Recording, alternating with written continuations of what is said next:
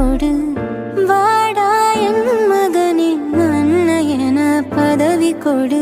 தாய் பாசம் தாய் பாலும் கொடுக்கவில்லையடா.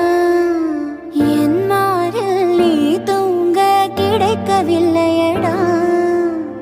பிறவி ஏழும் எடுத்தால் கூட பிரியம் இல்லை இனிமேல் வாழ.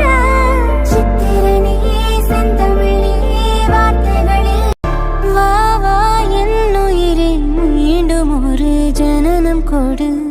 வாடா என் மகனே அன்னை என பதவி கொடு.